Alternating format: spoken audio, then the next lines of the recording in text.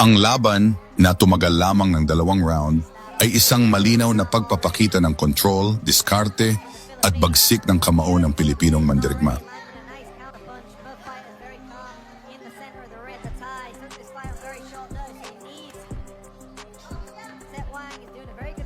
Sa simula pa lamang ng bakbakan, agad na ipinamalas ni Zamora ang kanyang kahinahunan at talas ng isip sa loob ng ring. Hawak ang puti at pulang shorts, maingat niyang pinag-aralan ang galaw ng kanyang kalaban na si Pobtham Dula. Si Dula na nakaitim at puting shorts ay nagpakita ng isang depensibong taktika. Itinatago ang sarili sa likod ng isang high guard o mataas na depensa at paminsan-minsan nagpapakawala ng mga jab na tila isang sibat. Subalit, hindi nagpa-apekto si Zamora sa depensa ni Dula. Sa halip, ginamit niya ito bilang oportunidad upang ipakita ang kanyang superior na technique.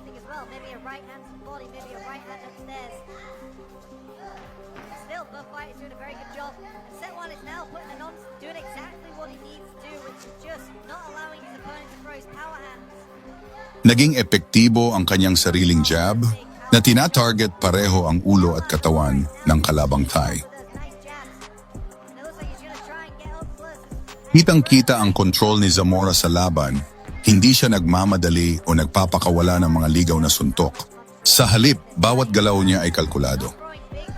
Ang unang round, malinaw na si Zamora ang dominante.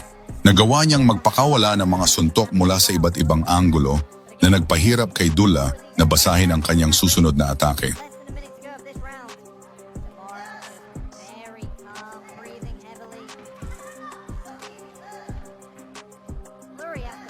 Pagsapit ng ikalawang round, mas naging agresibo si Zamora, tila nais nang tapusin ang laban sa lalong madaling panahon. Habang sinusubukan pa rin ni Dula na manatili sa kanyang depensibong estilo, mas lalong naging epektibo ang mga atake ng Pilipino. Ang sandaling nagpabago sa takbo ng laban ay dumating sa isang iglap. Sa isang perpektong tiempo, nagpakawala si Elmar Zamora ng isang napakalakas at matunog na kanang bigwas na direktang tumama sa kanyang kalaban. Ang lakas ng suntok ay umalingaw-ngaw sa buong lugar at agad na pinabagsak nito si Pobtham Dula sa canvas.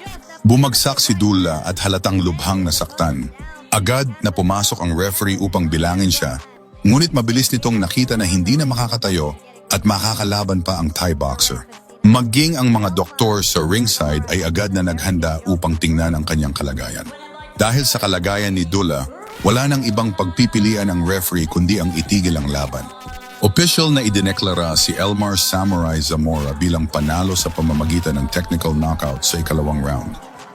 Makalipas ang ilang mga buwan mga boss, sa isang gabi ng matinding bakbakan sa Bangkok, Thailand, noong ang ika-29 ng Agosto, 2024, muling pinatunayan ng walang talong mandirigma ng Antique na si Elmar Zamora ang bagsik ng kanyang kamao.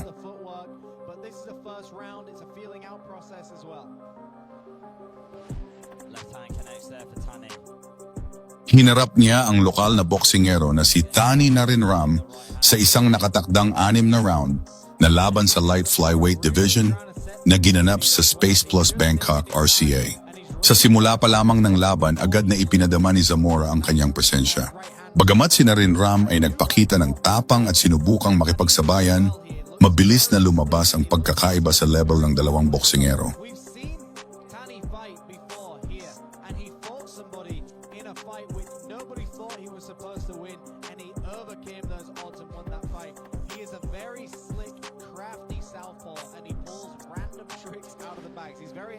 Ipinamalas ni Zamora ang kanyang kahusayan sa pagkontrol ng distansya at pagpapakawala ng mga kombinasyon. Ang naging malinaw na estratehiya ng Pilipino ay ang pag-target sa katawan ng Thai fighter. Sunod-sunod na malalakas na body shots ang kanyang pinakawalan, na unti-unting nagpapahina sa resistensya at hangin ni Narinram. Bagamat nakakatama rin paminsan-minsan ang Thai boxer, mas mabibigat at mas malinaw ang mga suntok ng ating bida.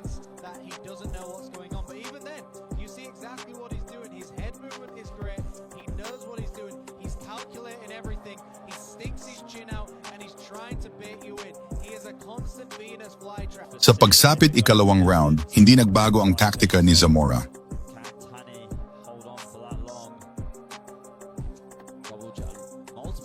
Mas lalo pa niyang idiniin ang kanyang atake sa katawan ni Narinram. Bawat pagkakataon ay kanyang sinamantala upang magpakawala ng mga malupit na kaliwat kanan hook sa tagiliran at sikmura ng kanyang kalaban. Ito na nagsimulang makita ang epekto ng mga suntok. Halatang iniindanan niya ang mga tama.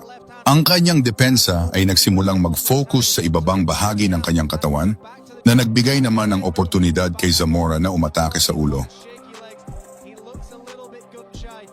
Isang kompletong domination ang ipinakita ng Pilipino sa round na ito na nag-iwan ng malinaw na mensahe na malapit nang matapos ang laban. Sa ikatlong round, naging malinaw na ang katapusan para kay Narinram. Sa patuloy din na pag-ulan ng mga suntok sa katawan mula kay Zamora, tuluyan ang bumigay ang Thai fighter.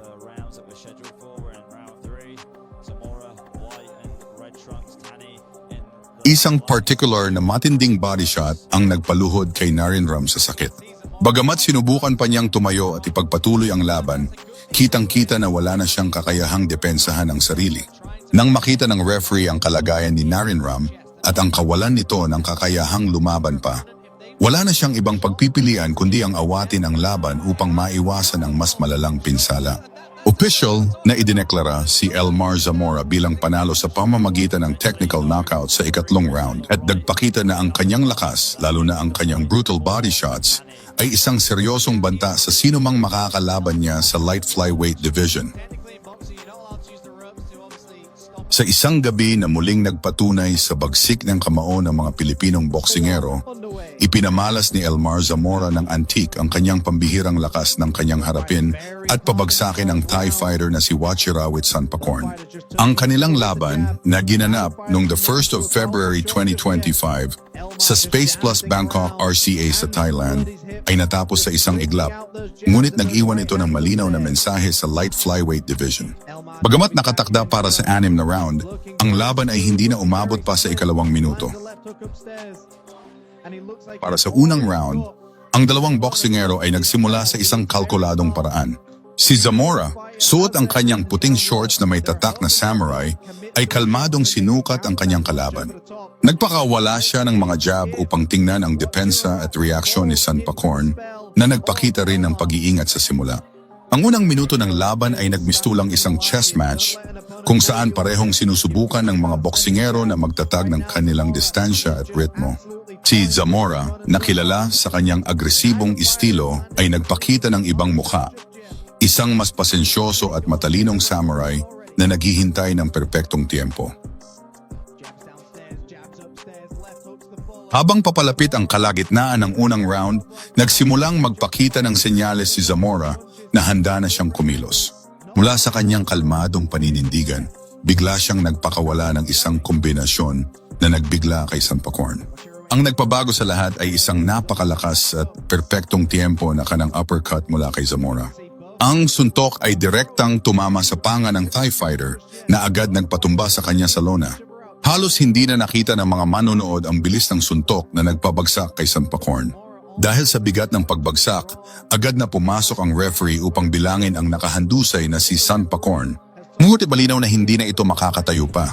Bago pa man matapos ang bilang, winakasan na ng referee ang laban upang protektahan ang Thai boxer mula sa karagdagang pinsala. Official na idineklara si Elmar Samurai Zamora bilang panalo sa pamamagitan ng isang makapangyarihang knockout sa oras na 1 minuto at 58 segundo ng unang round. Ang matitis at dominanting panalong ito ay isa na namang patunay sa katayuan ni Zamora bilang isa sa mga pinakamapanganib na boksingero sa kanyang dibisyon.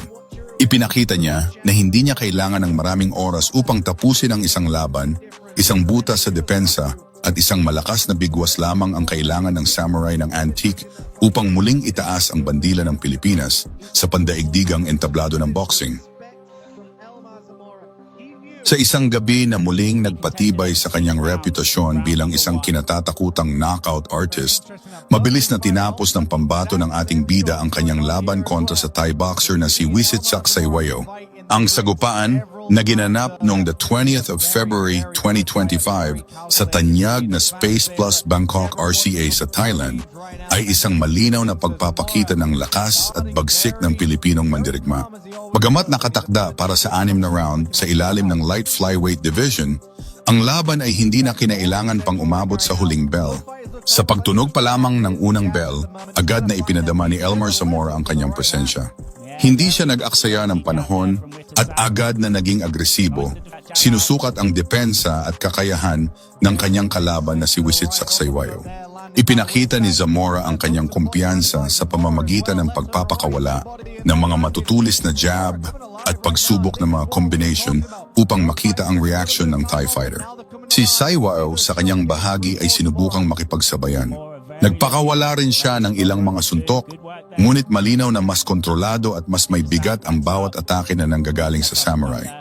Great body work by Zamora, and these body shots in the later rounds are definitely going to pay dividends for the later rounds, making Widisak a little bit more tight. But if he keeps dipping his head down, those body shots eventually turn into uppercuts to the head, and there we've just seen one. Zamora firing up all cylinders now. Ang unang round ay nagsilbing yugto ng pag-aaral para kay Zamora, kung saan matagumpay niyang nakita ang mga butas sa depensa ng kanyang kalaban, particular na sa katawan nito. Pagsapit ng ikalawang round mga boss, naging malinaw na may plano si Zamora at ito ay ang tapusin ang laban sa lalong madaling panahon. Itinuon niya ang kanyang mga atake sa katawan ni Saywayo, isang taktika na naging epektibo para sa kanya sa mga nakaraang laban. Nagpakawala si Zamora ng isang serye ng malalakas at walang awang body shots. Ang bawat tama ay halatang nagpapahina sa resistensya at lakas ng Thai boxer. Sa isang pagkakataon, isang perpektong tiempo na kanang hook sa katawan ang pinakawalan ni Zamora na siyang tuluyang nagpabagsak kay Saywayo. Bumagsak sa lona si Wisit Saksaywayo habang ininda ang matinding sakit mula sa tinamong suntok. Agad na pumasok ang referee upang simulan ang pagbibilang. Bagamat may pagtatangkang bumangon, hindi na kinaya ng Thai fighter na makatayo bago matapos ang bilang ng referee. Ang tagumpay na ito ay isa na namang karagdagan sa kanyang malinis at walang talong record. Ang dominanting pagtatapos kontra kay Wisit Saksaywayo ay isang matibay na pahayag na si Elmer Zamora ay isang seryosong puwersa sa light flyweight division at isang pangalan na dapat abangan sa mundo ng professional na boxing.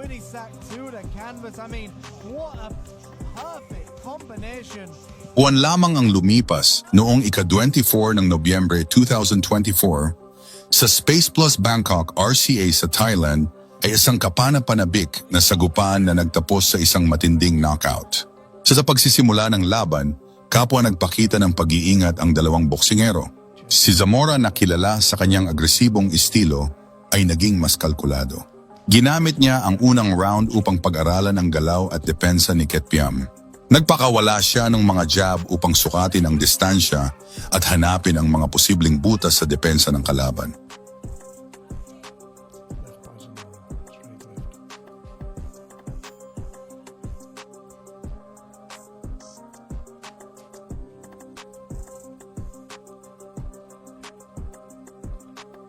Si Adisak Ketpiam sa kabilang banda ay sinubukang itatag ang kanyang ritmo.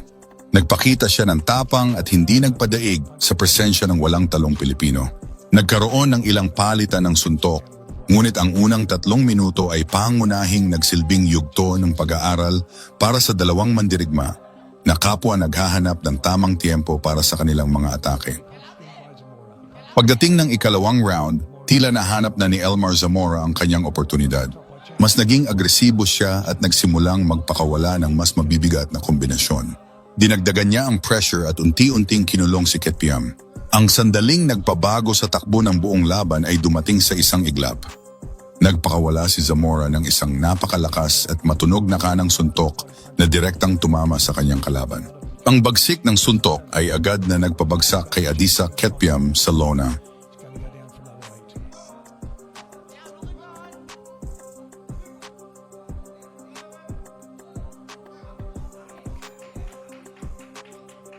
Dahil sa lakas ng tama, hindi na nagawang makabangon pa ng Thai fighter. Winakasan na nito ang laban nang hindi na tinatapos ang buong bilang. Ang tagumpay na ito ay muling nagpatunay sa kanyang katayuan bilang isang knockout artist at nagdagdag ng isa pang panalo sa kanyang malinis na professional na record, habang patuloy niyang tinatahak ang landas patungo sa mas malalaking laban sa hinaharap.